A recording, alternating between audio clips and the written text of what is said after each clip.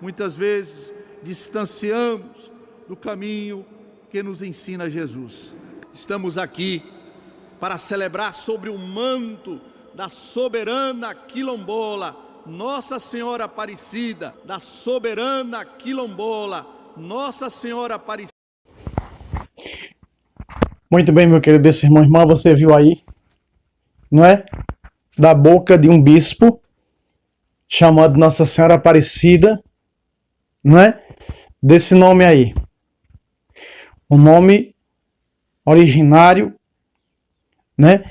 Das religiões afro-brasileiras, dos umbandistas, né? Chamando a Virgem Maria de Quilombola.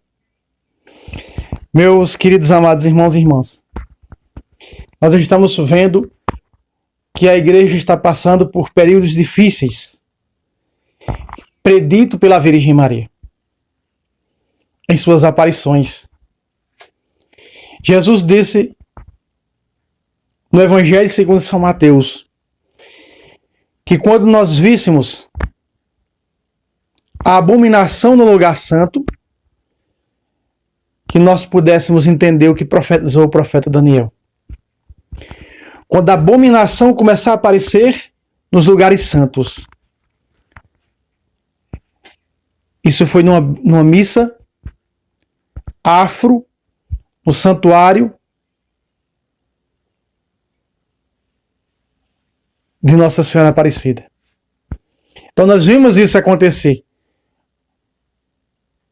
Da onde o senhor bispo daquela de Aparecida realizou essa missa, celebrou essa missa afro, né? Onde nós vemos, você vai ver comigo aqui, eu vou ler textos doutrinais das Sagradas Escrituras. O contexto histórico, os documentos da Santa Mãe Igreja, é claro, os santos concílios, que só quem pode celebrar, ou seja, concelebrar com o presidente da celebração da Santa Missa, só pode ser um padre, outro ordenado, ou um bispo. Você está vendo aí atrás. Bispo que coloca pessoas que é tido em nada pela igreja para concelebrar. Sacrilégio. Padre que coloca pastor para concelebrar. Sacrilégio. Profanação.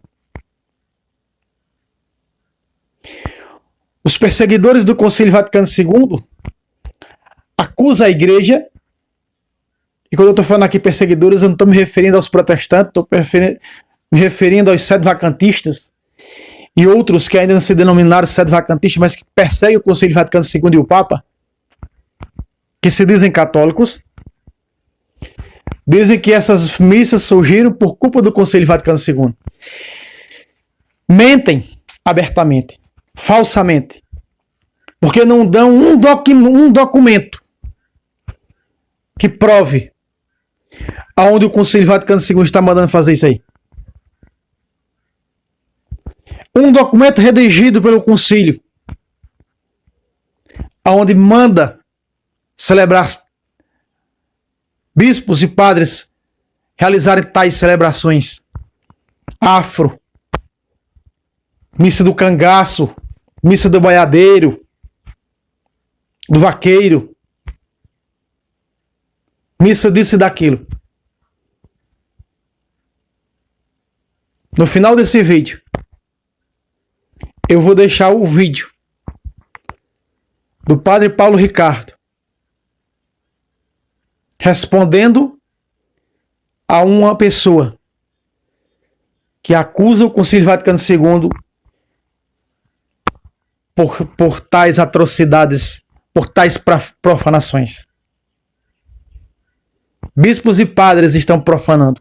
Jesus disse: quando nós víssemos a abominação no lugar santo, estava chegando e se aproximando o fim.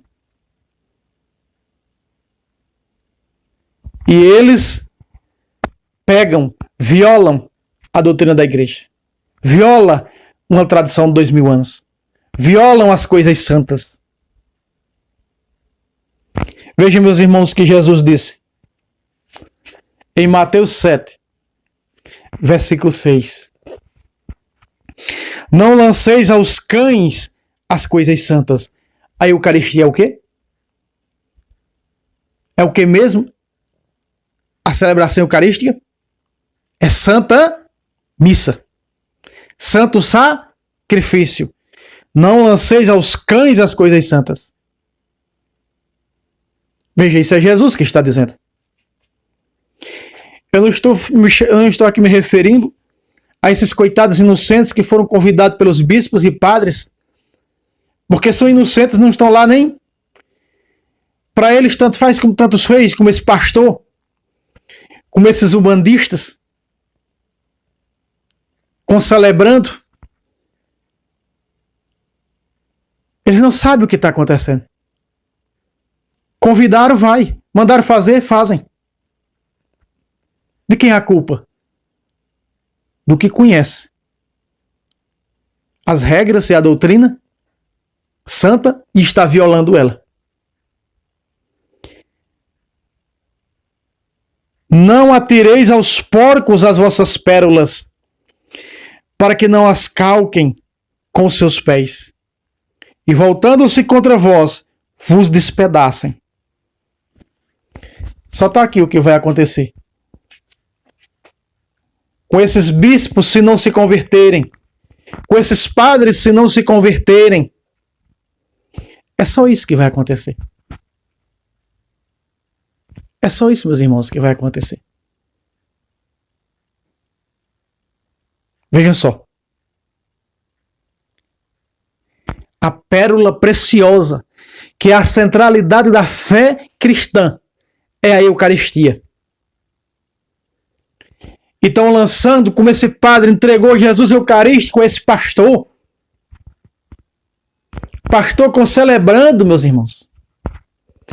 Veja que tamanha atrocidade, que tamanha profanação. Não tem nem como descrever o tamanho dessa profanação. Isso ficou por isso. Porque a campanha da fraternidade é ecumênica. Os perseguidores do Concílio Vaticano II dizem isso aí são obras e frutos do Concílio Vaticano II. Mentira. Eles se escondem atrás da carapaça marxista da teologia da libertação. O Concílio Vaticano II não criou a teologia da libertação. Isso é graças à teologia da libertação.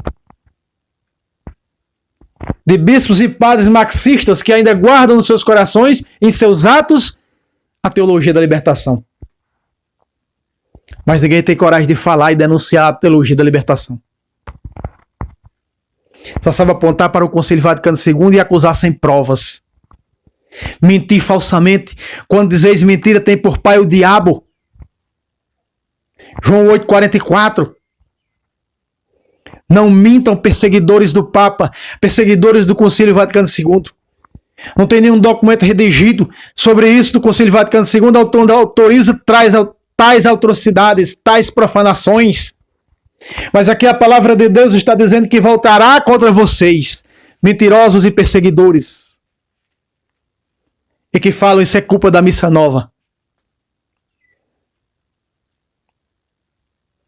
Se arrependam dos seus malefícios, malditos línguas malditas. Perseguidores, tiranos.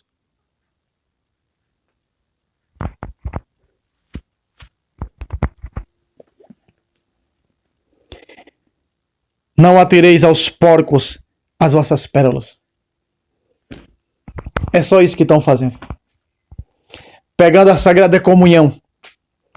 Jesus vivo, presente, real, na hóstia consagrada. Para lançar qualquer um. Quando diz aos cães, a Bíblia chama os falsos profetas de cães. Jesus aqui também chama de porcos, porque porcos na Bíblia significa uma só coisa: a imundície, a profanação, o sacrilégio. Olha o que diz o Santo Catecismo da Santa Mãe Igreja. no parágrafo 21:20. O que é um sacrilégio? O que é uma profanação com a Sagrada Eucaristia? Parágrafo 21:20. O sacrilégio consiste em profanar ou tratar indignamente os sacramentos. E aí está o maior de todos os sacramentos, o sacramento de vida eterna, a Eucaristia. Em que consiste o sacrilégio? Pecado mortal? Em profanar as coisas santas. Não lanceis aos porcos, aos cães, as vossas pérolas. E vocês estão fazendo isso, maus pastores, que querem secularizar, que querem implantar o marxismo dentro da Igreja de Jesus Cristo. Mas serão punidos, porque Pedro disse que o julgamento começará pela casa, pelos que estão dentro. Quando os pastorinhos de Fátima perguntam à Virgem Maria, na visão do inferno, quem são aqueles mais dourados, que o fogo está maior, se queimando no inferno, ela diz, esses aí são padres, bispos. E a Virgem Maria já diria em Garabandal, muitos bispos e padres estão no caminho da perdição e levando muita gente. Os que pertencem à teologia da libertação, que estão fazendo e profanando as coisas santas, se não se arrependerem, vão ter o mesmo efeito que Jesus disse, serão despedaçados. Simbolismo para falar das chamas condenatórias do inferno. Continua o Santo Catecismo. Bem como as pessoas, as coisas, os lugares consagrados a Deus, o sacrilégio é um pecado grave, sobretudo quando se comete contra a Eucaristia. É pecado contra quem? Contra a Eucaristia. O que é que esse bispo está fazendo? O que é que ele está fazendo?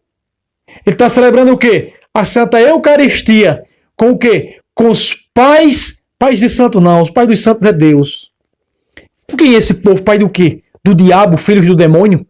Precisando se converterem? Ou simplesmente inocentes que não sabem o que está acontecendo porque não conhecem a verdade? Mas o que está celebrando conhece. Conhece. Olha as divindades pagãs. Olha os ídolos demoníacos, satânicos, indígenas dessas religiões afro-brasileiras. Olha, meus irmãos. Aí, ó. Não é? Olha esse outro. Olha esse outro, né? Com Jesus vivo na mão, profanação. Profanação. Esse pastor sabe a verdade? Não. Quem sabe? Esse padre que entregou Jesus vivo para ele. Quem vai pagar? Esse padre. Quem vai pagar aqui? Esse bispo. Se não se converter e não se arrepender. Em nome de um amor falso que é amar a todos como a si mesmo, estão violando. É isso que Jesus quis dizer? Quando Jesus prega o amor, amar ao próximo como a si mesmo, e no capítulo 23 de São Mateus ele diz, raça de víboras, sepulcros caiados. Jesus está contra o amor? Não. Ele está lutando pelo que é verdadeiro. E esse vídeo aqui, o intuito é de lutar pelo que é verdadeiro. O que eu estou fazendo aqui é porque eu não prego o amor, porque eu sou contra o amor? Não. Estou pregando aqui em nome de uma verdade, porque só existe uma. E a igreja é a coluna dessa verdade. Ela é coluna, ela é sustentáculo dessa verdade. Mas eles querem transformar a igreja de Cristo na igreja do anticristo. Mas não vai não. Porque quando Jesus fundou sobre Pedro, ele disse, as portas do inferno não podem destruir a minha igreja, nem tampouco violar a doutrina inviolável, a doutrina infalível. Não são bispos e padres hereges que estão dentro da igreja, que vão destruir, corroer como gangrena a doutrina da igreja de Cristo. Nem o Papa, Nem sequer o próprio Papa com seus lábios disse: se que é, eu posso mudar a doutrina da Igreja de Cristo. Quando o rei Henrique VIII pedia que o Papa autorizasse o seu segundo casamento, o Papa disse: não, quem sou eu para violar a doutrina da Igreja de Cristo? O casamento é infalível e só há um. E o rei Henrique vai separar a Igreja da Inglaterra de Roma, tornando ela anglicana, Igreja protestante, como eu e você conhecemos hoje. Continua o Santo Catecismo. O sacrilégio é um pecado grave, sobretudo quando cometido contra a Eucaristia. Pois neste sacramento, o próprio corpo de Cristo se nos torna substancialmente presente. Vejam, meus irmãos. Parágrafo 2120 do Catecismo da Santa Mãe Igreja.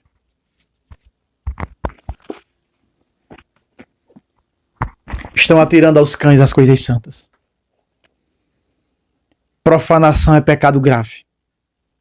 Sacrilégio é pecado grave. Jesus diz para os que profanam, esse versículo de Mateus 7,6 está falando exatamente do sacrilégio. Contra o sagrado e santo corpo do Senhor e seu sangue na Eucaristia. Estão entregando aos cães. E os cães não entendem? Cachorro é cachorro, não sabe? Quando a Bíblia chama os falsos profetas e falsas igrejas, falsas doutrinas de cães, é porque eles não sabem de nada. Eles só querem saber para si e mais nada. Serão despedaçados, disse Jesus. O capítulo 10 de Hebreus, do versículo 19 ao versículo 31, que está falando da Eucaristia e da apostasia. Veja o versículo 10, 19. Por esse motivo, irmãos, temos ampla confiança de poder entrar no santuário eterno em virtude do sangue de Jesus. Aqui está. Versículo 20. Por um caminho novo e vivo que nos abriu através do véu, isto é o caminho do seu próprio corpo. Aqui está. Sangue e corpo. Corpo e sangue de Jesus. João 6,54. Quem come da minha carne e bebe meu sangue tem a vida eterna. Mas estão profanando. Veja o versículo 25. Não abandonemos a nossa assembleia, como é costume de alguns. Apostataram. E os novos apóstatas estão dentro da igreja. Não estão mais abandonando a igreja, como você está vendo aí, atrás de mim. Aí está, os novos apóstatas. Os sacrílegos. Os profanos. A Sagrada Escritura diz que os profanos não herdarão o reino de Deus. Os profanadores estão profanando as coisas santas do Senhor. A Bíblia diz o que vai acontecer com eles, se não se converterem. Versículo 29. Quanto pior castigo julgais que merece aqueles que calcam os pés ao Filho de Deus. Profana o sangue da aliança em que foi santificado. Aqui está. Nessa hóstia consagrada está o quê? Carne viva e sangue vivo de Jesus. Está fazendo o quê? Esse ato aqui é o quê? Uma profanação contra o sangue da nova e eterna aliança. É uma profanação. Olha aí. Profanação. Pastor concelebrando. Olha. Umbandistas, chamados, mais conhecidos como pais de santos, concelebrando. Isso é profanar o sangue da aliança. Isso é uma profanação grave contra o sangue da aliança, qual o Senhor fundou sua igreja. O seu sangue. E ultraja o Espírito Santo, o autor da graça. Imagina. Não existe perdão contra isso. Só se converterem. Mas se morrerem assim, não existe perdão. Nem nessa vida e nem na outra, porque estão ultrajando o sangue da aliança. E quem ultraja o sangue da aliança está blasfemando contra o Espírito Santo. Isso chama-se sacrilégio, profanação. Versículo 26. Depois de termos conhecido a verdade, e se abandonamos voluntariamente, já não há mais sacrifício para expiar esse pecado. Já não há mais perdão. Já não há mais o que fazer se não se converterem em vida enquanto estiverem aqui nesse mundo. Se não se converterem em vida, não terão perdão para eles. Sacrílegos, profanadores. E eu nem peguei os hinos católicos substituídos e cantados em ritmos das religiões afro-brasileiras.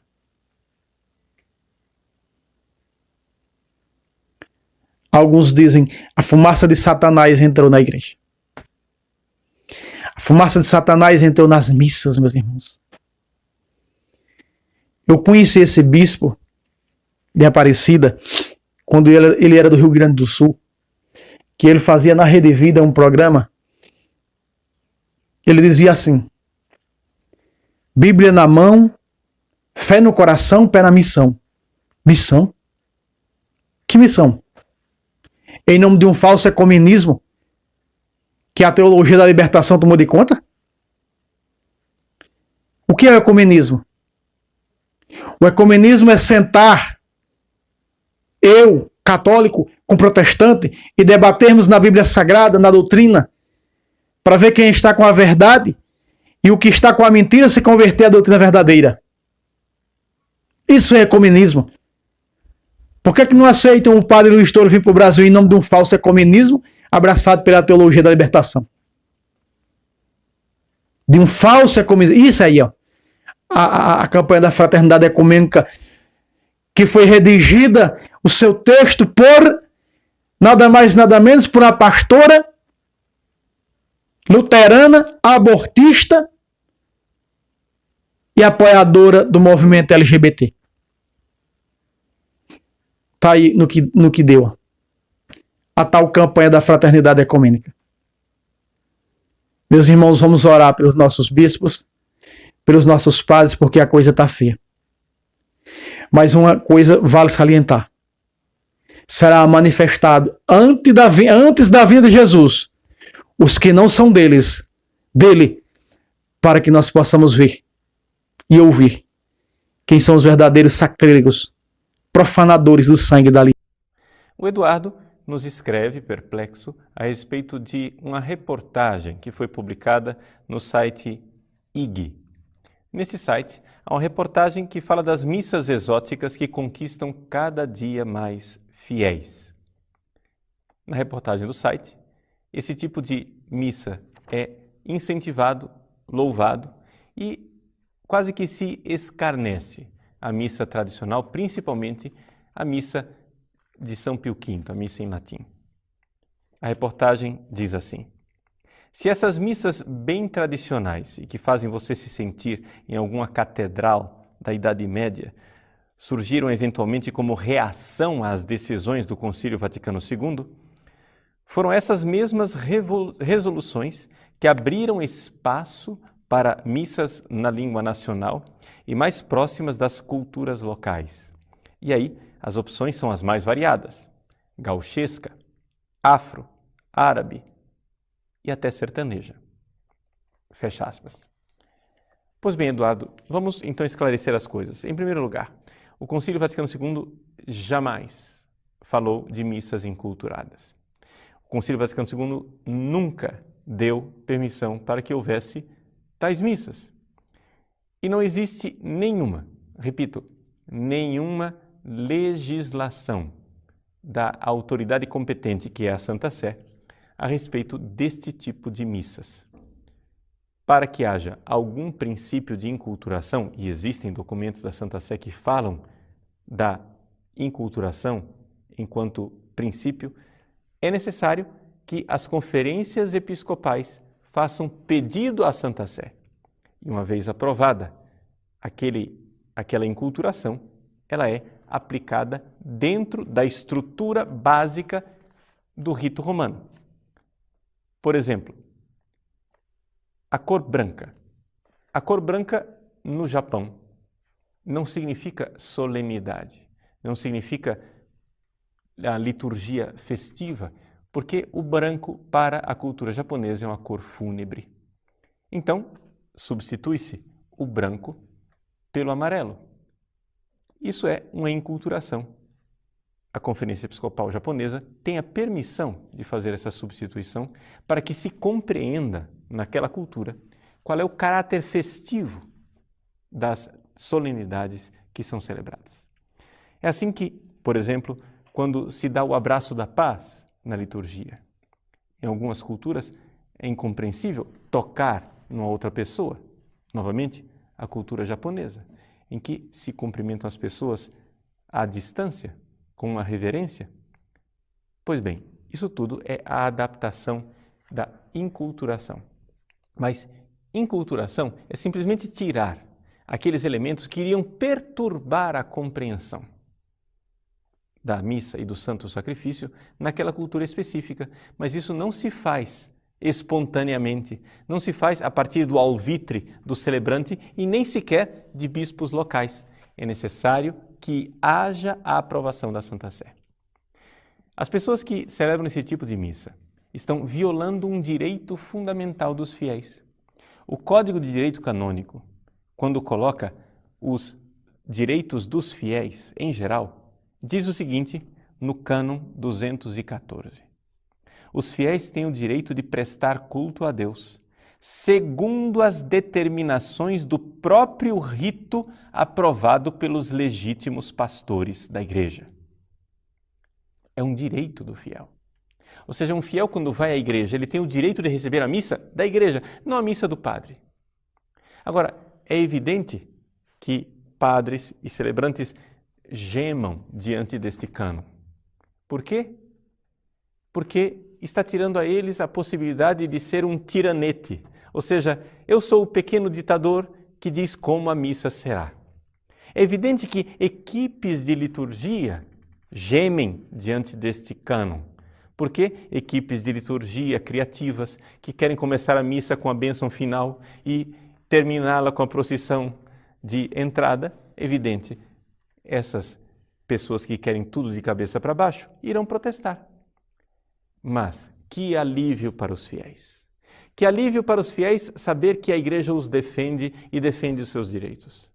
Que quando eu vou à missa, eu não quero ser refém do celebrante e da equipe de liturgia.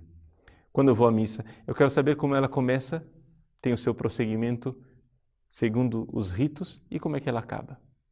Que bom saber que a missa pode e deve ser respeitada. Uma outra realidade é o fato de que estas missas enculturadas, assim chamadas enculturadas, são na verdade missas dessacralizadas. Existe algo de profundamente errado, antropologicamente errado nestas missas, que é o seguinte: quando você vai a um terreiro de macumba, as vestes que as pessoas que estão oficiando o sacrifício usam são vestes diferentes. Os ritmos, a música, são ritmos e músicas diferentes. Existe naquela religião um sentido do sagrado. Ou seja, a pessoa que está realizando aquele culto afro-brasileiro, ela não está nem se vestindo e nem se comportando como ela faz no dia a dia. Porque existe um princípio antropológico básico de que o culto se presta com algo diferente do dia a dia. Ou seja, existe o sagrado, existe o secular, o profano, aquilo que eu faço no dia a dia. O culto a Deus é prestado com algo diferente do meu dia a dia. Se você vai ao Japão, o empresário que chega em casa de terno e gravata, tira os seus sapatos, vai para o seu quarto, tira o paletó, coloca o seu kimono para fazer a cerimônia do chá.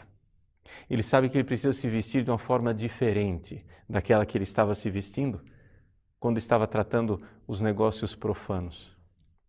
Existe algo de verdadeiro e antropológico, que é a realidade que o sagrado é uma coisa, o profano é outra. E a igreja sempre viveu dentro desta verdade antropológica.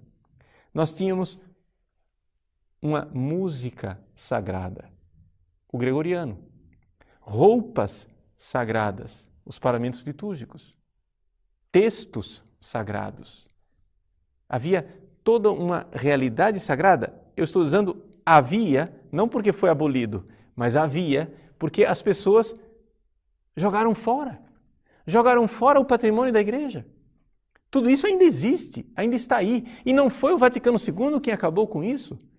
Essas pessoas que dizem isso, ou seja, o jornalista que escreveu esse artigo no IG, jamais leu uma linha do Vaticano II.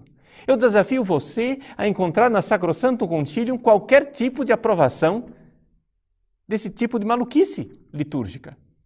Não há. Isso jamais passou pela antecâmara do cérebro dos padres conciliares. Os padres conciliares não pensaram nem sequer na reforma litúrgica tal qual ela foi colocada por Paulo VI, que foi uma realidade que passou além do que o concílio pediu. Portanto, não se use o Vaticano II para promover e para defender certas coisas. O Vaticano II é aquilo que os textos do Vaticano II dizem. Pois bem, aqui está a realidade. Estas missas, assim chamadas inculturadas, deveriam ser chamadas de missas profanadas, dessacralizadas. Missas onde o sagrado agora já não existe. Existe somente o profano. Você usa a sua roupa do dia a dia. Você usa a roupa profana. Você usa uma roupa que não foi pensada para o culto. Colocam-se danças que não são danças sagradas. Colocam-se ritmos que não são ritmos sagrados. Tudo isso dentro da missa. Ora, mesmo que fossem ritmos e danças sagradas, ninguém teria autorização de inserir nada sem a licença da Santa Sé. Porque é necessário apresentar a Santa Sé primeiro, para que ela aprove qualquer modificação dentro do rito, porque a Santa Sé está aí para tutelar a tradição ritual da Igreja, a validade dos sacramentos, a retidão da fé e, nesse caso, defendendo o direito dos fiéis. Então vejam, esse tipo de missa não somente não tem cabimento, mas como não tem verdade antropológica. Uma terceira coisa, esse tipo de missa não tem verdade teológica.